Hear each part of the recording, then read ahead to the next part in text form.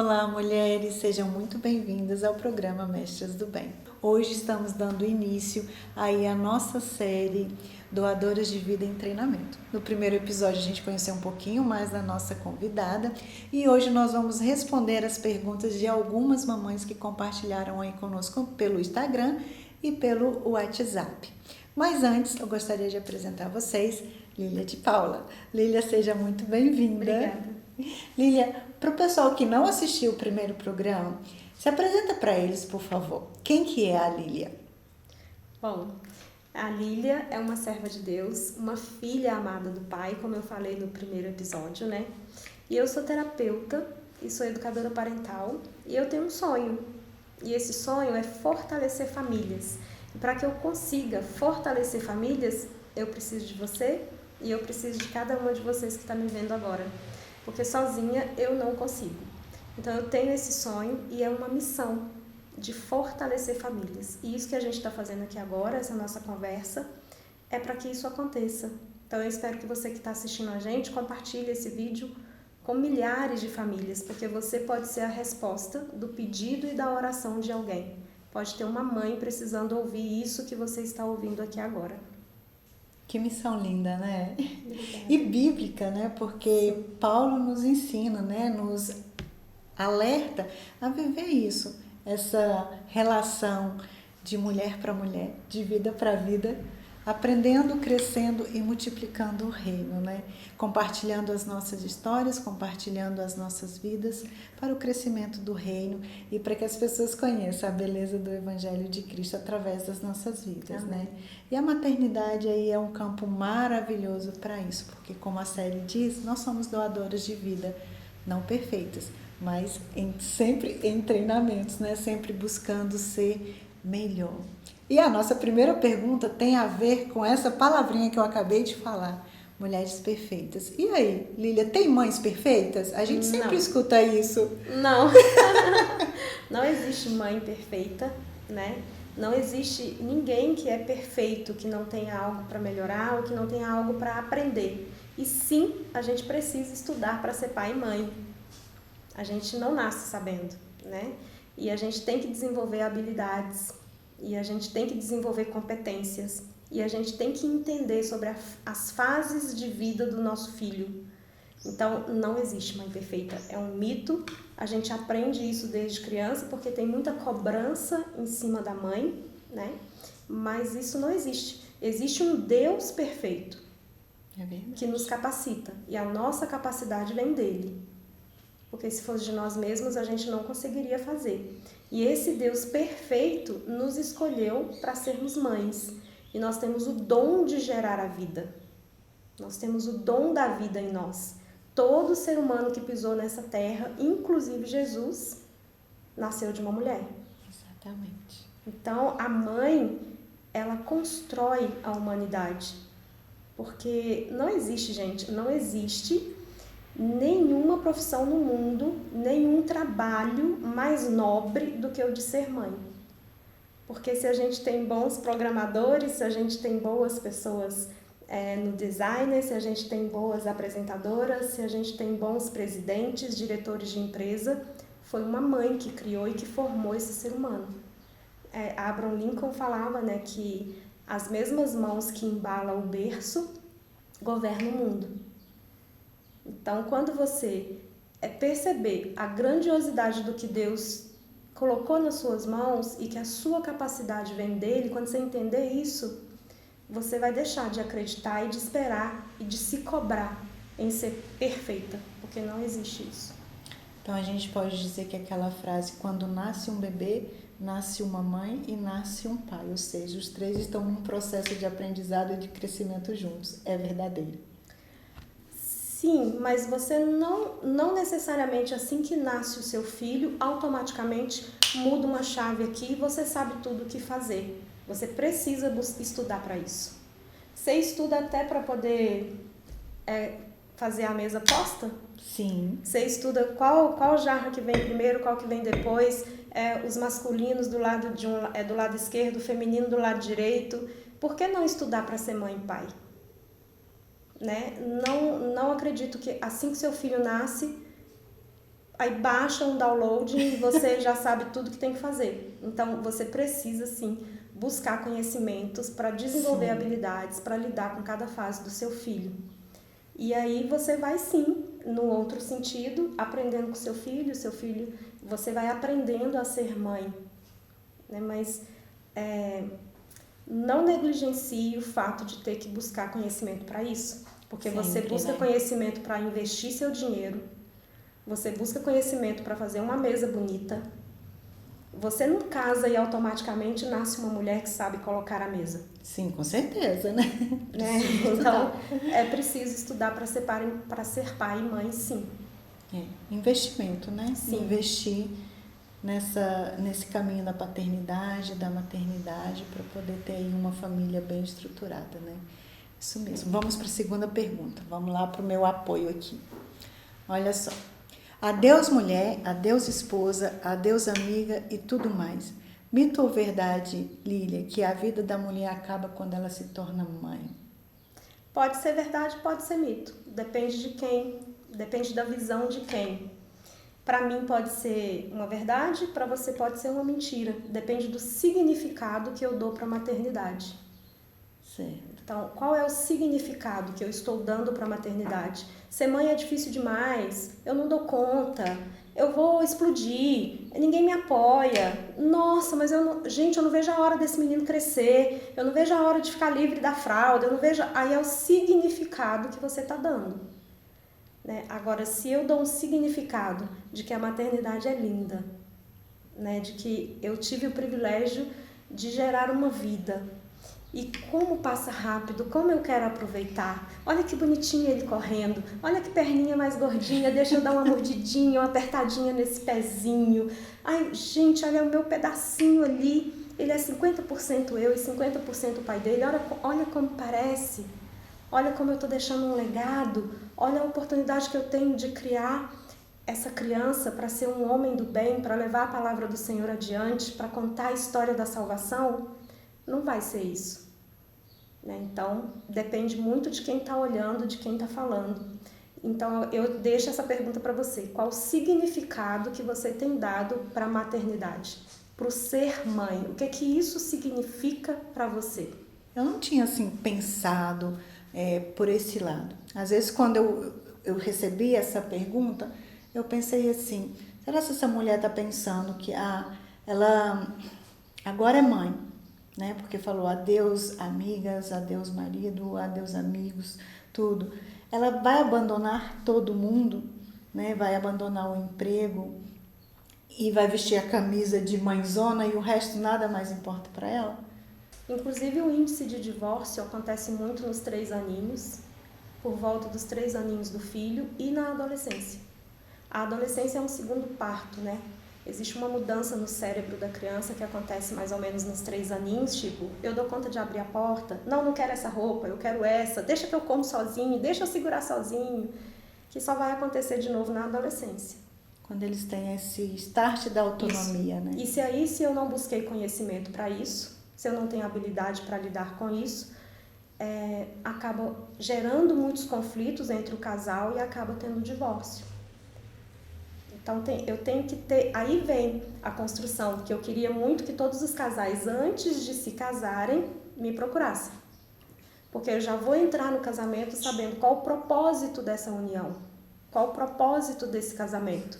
Como eu quero ter os meus filhos, como vai ser a chegada desse filho, como que a gente vai se preparar para isso. Isso é um processo que deveria acontecer no período de noivado, né? O ideal seria. Eu não fiz na época que a gente casou, mas eu acho que algumas igrejas oferecem o curso de noivos e um curso casados para sempre antes do casamento. E algumas até depois do casamento. Mas não trabalha essas questões, porque eu fiz 2 vezes esses cursos para eu poder ministrar nas igrejas. Não trabalham nem 1% disso, não é direcionado para isso. Você não conhece os seus valores nesse curso, você não sabe como você se movimenta, você não sabe sua personalidade e a personalidade da pessoa com quem você está casando, e você não aprende a construir a cultura da família. Então, Entendi.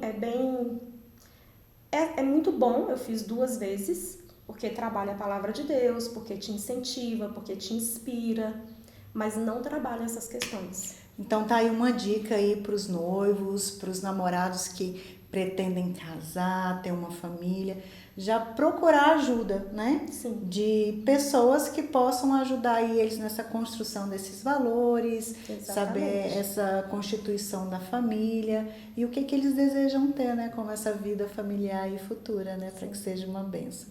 Tá aí a dica, pessoal. Anota aí, hein? Vamos lá para a próxima pergunta. Vamos lá, Lílias, prepara aí, hein? Essa daqui é grande. Olha só. As mães hoje em dia estão mais sobrecarregadas do que nunca. Mães cristãs muitas vezes lidam com os afazeres da casa, filhos pequenos, trabalham fora, não podem descuidar da saúde do esposo, da vida devocional e congregacional. Essa parte aqui não podem, né? É um pouquinho forte, né? Diante da rotina tão apertada, qual é o seu conselho para essas mães não deixarem seus filhos em segundo plano, bem como priorizar, ensinar e acompanhar os caminhos do Senhor? 2 coisas. Primeiro, é parar de se culpar. Aí eu quero que você troque a culpa pela responsabilidade. A partir de hoje você está conhecendo um monte de coisa. Se você assistiu o primeiro episódio, você já descobriu um monte de coisa. Se não, volta lá e assiste. Porque agora você já sabe, né? Então tem o tempo da ignorância, né? Deus não leva em conta o tempo da ignorância. Então agora você já sabe. Então você vai parar de se culpar, porque a culpa não vai te levar a nada. Você só vai se martirizar mais e se cobrar mais e vai ficar mais paralisada, se sentindo incapaz. Você vai trocar pela responsabilidade. A responsabilidade é sua, na sua família, a responsabilidade da minha família é minha, de fazer o que precisa ser feito, de desenvolver as habilidades que eu preciso desenvolver e para fazer as coisas da forma que eu acho que é certo, assertivo para minha família. E a segunda coisa é parar de superfuncionar. O que é isso? Superfuncionar? Eu trabalho isso dentro da mentoria Mãe Melhor. Superfuncionar é o seguinte: se você está fazendo coisas demais dentro da sua casa e tem pessoas fazendo de menos, você está superfuncionando e essas outras pessoas, seja marido, filhos, está subfuncionando. E isso não é saudável. Isso não gera uma família otimizada, uma dinâmica familiar otimizada. Porque eu estou super funcionando, eu estou fazendo serviço, tarefas que deveria ser do meu filho, que deveria ser do meu marido, e eu estou fazendo tudo. E você não tem que fazer tudo e nem dar conta de tudo. Né? Então você está super funcionando. E aí essa pessoa que está subfuncionando, você acha que está sendo boazinha para o seu filho e para o seu marido? Você não está. Você está estragando o seu filho, e você está tirando dele e do seu marido o direito, do seu filho no caso, vou falar do filho primeiro, o direito de ter autonomia. Porque você não vai gerar filhos autônomos fazendo tudo para ele que ele tem que fazer. Entende? Então, Mesmo ele sendo pequeno? Não. Uma criança pequena que precisa de você que tem que cuidar dele. Então você tem que ter uma rede de apoio. Sim. Se você precisa fazer esse mundaréu de coisa aí, você precisa ter uma rede de apoio. Se você não tem uma rede de apoio, você não vai dar conta de tudo. Não queira dar conta de tudo. Aí entra as prioridades. Aí entra as prioridades. E aí eu vou te falar uma coisa, seja você a prioridade na sua agenda. Porque se você não cuida de você, lembra dentro do avião? A máscara primeiro em você, depois na criança ou na pessoa que estiver do seu lado. Se você não estar bem, você não tem como cuidar bem dos seus filhos, da sua casa e do seu marido. Então você precisa ter um tempo para você, ainda que a louça fique suja. Você não vai dar conta de tudo, tem que ter essa clareza. Então eu tenho uma rede de apoio, ou eu vou deixar algumas coisas sem fazer e vou fazer no outro dia, eu vou me organizar. E eu tenho que ter um tempo para mim, me time. Eu tenho que ter, nem que seja 15 minutos para sentar, respirar. Eu preciso fazer cocô com a porta fechada, sabe? De vez em quando alguém tem que segurar o nenenzinho para eu ir no banheiro e fechar a porta. Agora, filhos já grandinhos ou filhos adolescentes, se você está fazendo tudo, seu filho já tem 8 anos e já sabe, por exemplo, guardar os sapatinhos dele no lugar, te ajudar a arrumar, puxar o lençol e arrumar a cama, né? Se você está fazendo tudo, dando comida na mão, colocando no prato, levando tudo, e você está louca, você está super funcionando e seu filho está subfuncionando, e aí você tira o direito dele de ter autonomia. E também o direito dele de pertencimento. De pertencimento, de colaboração. Isso tudo está ligado na autonomia, né? E o marido, você que faz tudo, mulher, vou olhar bem no seu olho. Isso mesmo.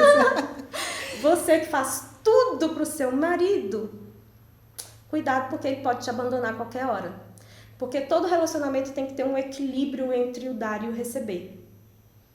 Amizade, marido e mulher, menos filho e pai e mãe. Eu vou explicar por quê. Todo relacionamento, não é assim, se eu te dou um presente, vamos supor que eu tivesse trazido um presente para você. Aí você fala, nossa, na hora que a Lília voltar aqui, eu vou ter que preparar um presentinho para ela, porque ela trouxe um presentinho para mim. Nossa, eu vou chamar fulano pro meu casamento, porque ela me chamou no casamento dela. Então, existe um equilíbrio entre o dar e receber. Tem que ter esse equilíbrio.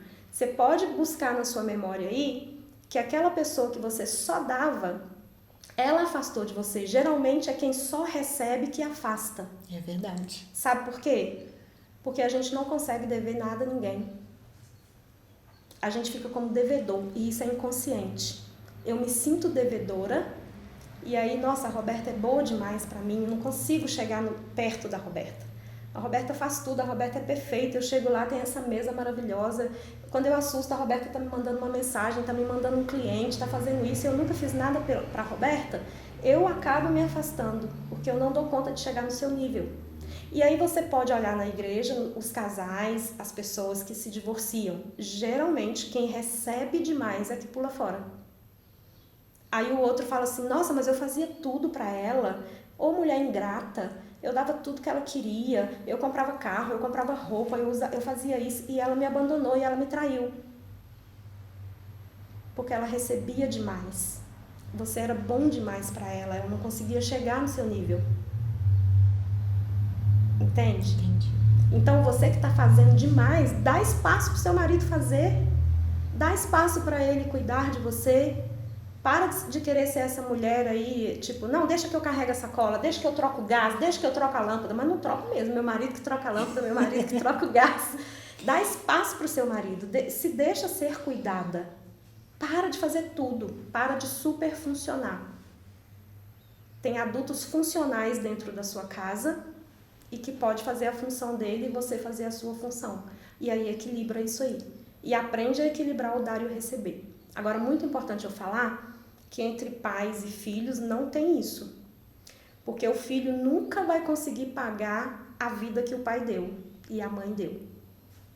Então, seu filho pode ser bem-sucedido, ele pode te dar viagens, ele pode te dar carro, ele pode te aposentar, mas não paga a vida que você deu ele. Então, não existe esse equilíbrio entre pais e filhos. Mas o resto tem que existir esse equilíbrio. Entendi. Muito bom. Muitas coisas para pensar. E a próxima pergunta tem a ver com um pouquinho do que a gente falou aí, porque diz assim: cuidar dos filhos deveria ser também uma obrigação dos pais? Pais, no caso aqui, pai, homem, né? É uma mãe perguntando.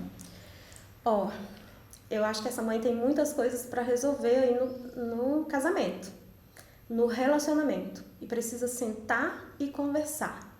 E aí você vai falar para o seu marido sobre os seus sentimentos, o que você está sentindo. Provavelmente ela não se sente apoiada, ela acha que ele não ajuda ela, porque seria uma missão, né? No caso, ela usou a palavra obrigação, mas seria o dever do pai e da mãe educar, instruir e educar essa criança, ensinar a criança no caminho, né? Porque eu tenho que estar no caminho com ela.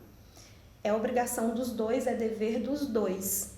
Mas isso não tem como a gente falar que o pai vai cuidar da criança igualzinho a mãe, é a gente que amamenta. É daqui de dentro que eles saem, é aqui que eles são acolhidos, entende? E não tem coisa mais linda, eu não sei se você amamentou. Sim. Eu amamentei 1 ano e 7 meses. É muito bom a sensação de amamentar. Com certeza. É muito bom. Então tem cuidados que não tem como fugir, gente. É da mãe, né? E o pai, lógico, que ele vai ajudar. E que ele vai estar presente. E que na educação, na formação do caráter, na escolha dos valores que vão ser ensinados, na escolha da escola que esse filho vai estudar, tudo isso são os dois juntos.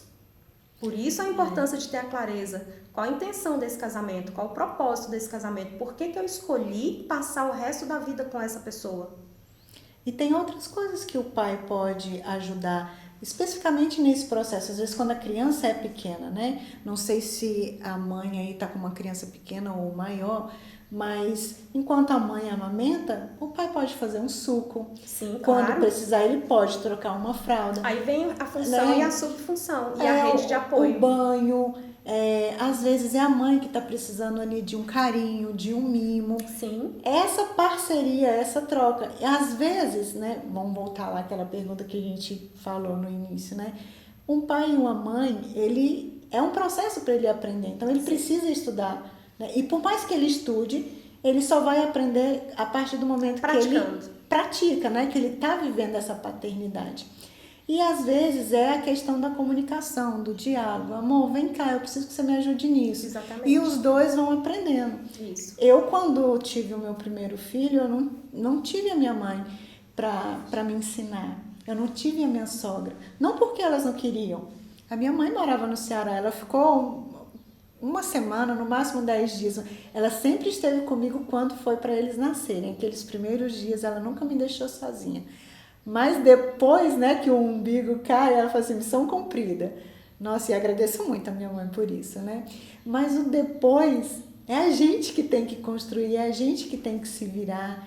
E muitas vezes eu não aceitava outra pessoa, eu queria o meu marido.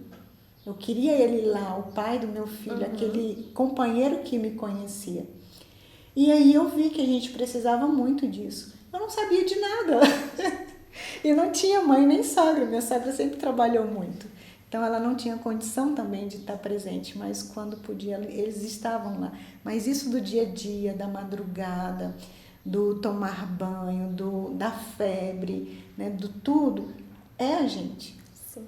E assim como é difícil para a mãe, sim, tendo base assim como o meu exemplo, também é difícil para o pai. E às vezes a gente esquece que para o homem também é difícil, para aquele pai é difícil. E aí só cobra, né?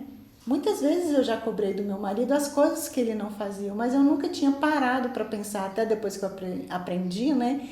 Que ele também estava aprendendo. Sim. Que é um ser humano também que estava aprendendo a ser pai, que também estava aprendendo a ser esposa de uma mulher que acabou de ter um filho. Que a gente muda muito, né? O nosso humor, as nossas necessidades. Por isso que eu comecei respondendo, falando para ela, provavelmente ela está precisando sentar com o marido e falar sobre os sentimentos dela. E aí fazer combinados. O que um pode fazer, o que o outro pode fazer. E existem famílias também que se movimentam diferente. Às vezes a mulher trabalha em algo que depende de mais tempo, o marido trabalha mais em casa, ou remoto. Às vezes até o marido vai cuidar mais do filho do que a mulher. Isso aí, mas tem que ter os combinados. Tem que sentar e conversar. Exatamente. Porque ali eu sinto que ela tá querendo acusar o marido e ela tá gritando por socorro. Tipo assim, ninguém me apoia, eu faço tudo sozinha. Não seria obrigação dele também, né?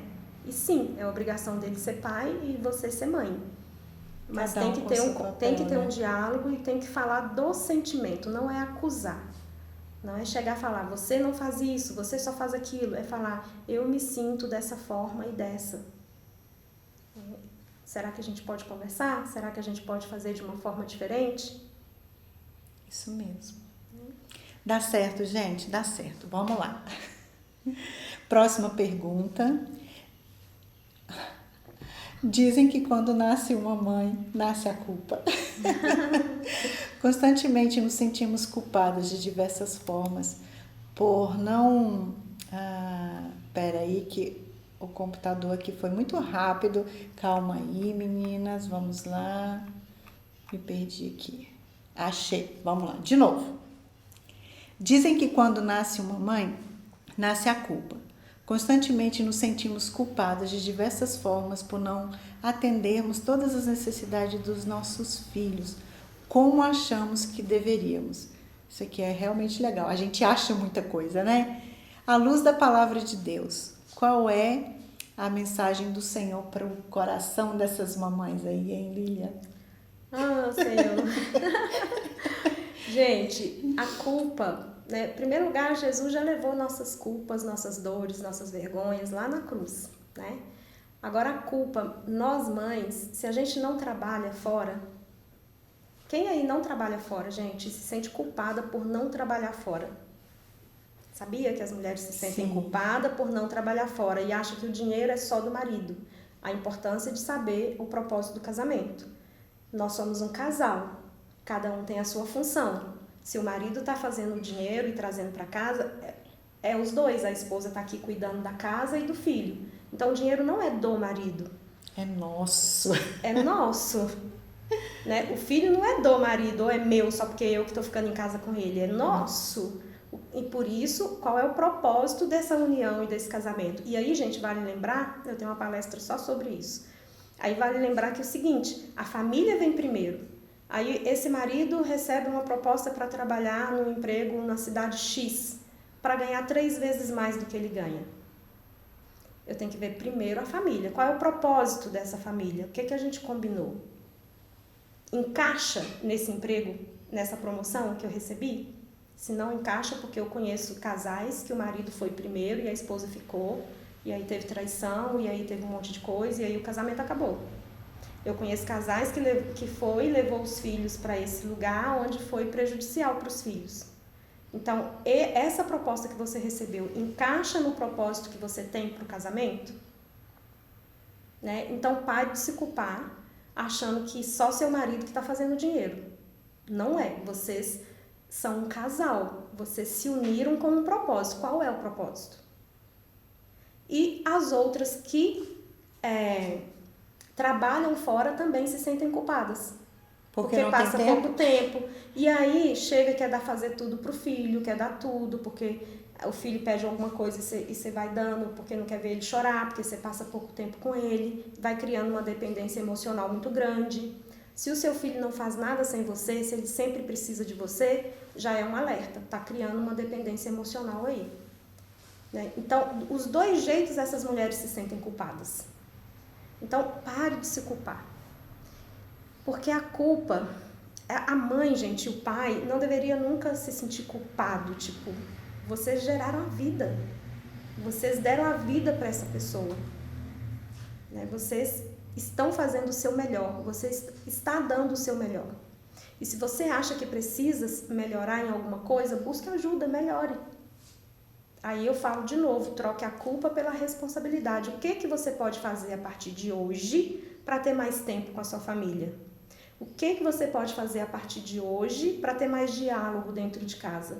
O que você pode fazer a partir de hoje para valorizar a sua função de mãe? Porque quando eu sinto culpada porque meu marido que está trazendo dinheiro para casa, eu não estou valorizando a minha função de mãe, que eu falei anteriormente que é a função mais linda e mais nobre. Porque qual é a sua profissão? Nenhuma, eu sou dona de casa. Não, qual é a sua profissão? Eu estou formando seres humanos. Exatamente. No livro Experiência do Lar, que eu comentei com você, a Dev fala que é no lar que a gente forma o coração humano. Sim. Exatamente. A gente forma seres humanos. Então, se você está se sentindo culpada por isso, você está menosprezando a sua função de mãe. E aí, você já viu o que Deus usa na Bíblia para poder tentar fazer a gente entender um pouquinho como que é o amor dele? Como? Contei. Quando ele fala que pode uma mãe abandonar o filho que ainda amamenta? Será que é possível uma mulher esquecer o filho do seu ventre? Pois ainda que ela esqueça, eu não me esquecerei de vocês. Deus usou o amor de uma mãe para poder tentar fazer a gente entender um tiquitinho assim de como que é o amor dele. É lindo, né? Então, vamos deixar essa culpa de lado? A culpa é E da aí, culpa. dentro da comunidade Mulher de Coragem, inclusive a gente está nesse momento trabalhando o autocrítico, que é esse diálogo interno, julgador aqui dentro. Ai, você poderia ter feito melhor. Ai, se você tivesse lá ele não tinha caído. Ai, mas você não dá conta. Mas você não é bom o suficiente. E aí a gente trabalha e cala essa voz aqui. Hoje, cada vez mais comum famílias optarem por um número menor de filhos. Ainda assim, é um desafio, porque cada filho tem um jeito, sua personalidade. Quais orientações você dá para que as mães possam identificar e atender às demandas de cada um? Gente, parar de olhar para você e olhar para o seu filho. Por que você está falando isso, Lilian? Porque é o seguinte, geralmente, nós pais, a gente não olha para o nosso filho, a gente olha para a gente mesmo, para a nossa criança ferida. Aí eu vou te dar um exemplo. Quando um pai ou uma mãe fala assim, eu não tive isso e quero que os meus filhos tenham. Eu não tive tal coisa, na minha casa não tinha muita comida, aqui vai ser fartura, né? Os meninos ficam tudo gordinhos, de tanta comida. Então assim, eu não tive isso, meus filhos vão ter. Você não está olhando para o seu filho nem para a necessidade dele. Isso é a sua criança ferida falando. Nossa. É o que faltou para a sua criança, não é para o seu filho. Talvez seu filho não está com necessidade de ter um monte de comida. Talvez seu filho não está com necessidade de ter essa xícara, essa caneca, esse negócio. É sua necessidade. Você está olhando para você, para a criança que faltou, para o que faltou para a sua criança. E da mesma forma quando você fala assim, não, meu pai fez assim comigo e deu certo. Meu pai me bateu, eu não morri. Meu pai fez isso, me foi durão comigo e eu tô aqui, virei homem. Então também vou fazer desse jeito. Com os meus filhos também vai ser assim, não tem essa frescura de estudar para ser pai e mãe, não, vai ser assim. Também você não está olhando para a necessidade do seu filho. Você está olhando para a sua criança ferida. É o que faltou para a sua criança. E aí quando eu vejo uma outra criança tendo aquilo que eu não tive, você já viu? Os meninos, dentro da igreja, esse menino tem mãe, não? Ninguém segura esse menino, não? Olha que esse menino toda hora indo lá no altar, correndo, fazendo bagunça. É porque eu não pude fazer isso. Eu tive uma mãe e um pai rígido que me segurava no colo e não deixava eu andar na igreja. Como é que esse menino pode andar? E aí vem os atritos entre mãe e filho também. Porque eu olho para o meu filho e eu não quero que ele tenha a oportunidade, ou seja, uma coisa que eu não fui, que eu não pude ser. Então, a primeira coisa é olhe para a necessidade do seu filho, não a sua, né? O que ele precisa nesse momento, não você, não a sua criança ferida. A sua criança ferida, você vai lá para a comunidade Mulher de Coragem curar ela. Isso mesmo. E vai olhar para o seu filho. Tinha mais de uma pergunta na mesma pergunta? Não, ou eu respondi? Respondeu sim, era essa daí. E cada um é do seu jeito, tá? Outra frase muito errônea que a gente fala. Eu trato os meus filhos todos iguais. Não tem como. E não pode. É um erro tratar todos os filhos iguais, porque cada um é diferente. Entende? Cada um é diferente. E aí lembra que eu falei no outro episódio, existe a experiência vivida e a experiência sentida. Por isso que alguma coisa que você fez para um filho não teve problema nenhum e o outro ficou magoado. Porque eles são diferentes. Então lembre-se disso. Exatamente. Lilian, olha só, tem algumas coisas às vezes que acontece, a gente falou da igreja, do púlpito, quando os filhos são pequenos, né, e vai à igreja, às vezes eles têm essa dificuldade de ficar quieto. Alguns ficam brincando, às vezes os pais dão livrinhos para ler, brinquedos, lanchinho ou caderninhos para desenhar. Mas tem também aquelas crianças que gostam de ficar andando para um lado e para o outro. E os pais ficam andando também para um lado e para o outro. Só que isso muitas vezes é desconfortável para o pai e para a mãe. E muitos deixam de vir à igreja ou deixam de frequentar outros lugares porque eles não conseguem fazer com que seus filhos fiquem quietos e eles não têm que passar por isso na frente de outras pessoas. Eles ficam envergonhados. Como que a gente poderia dar algumas dicas ou como ajudar pais que estão passando por esse processo?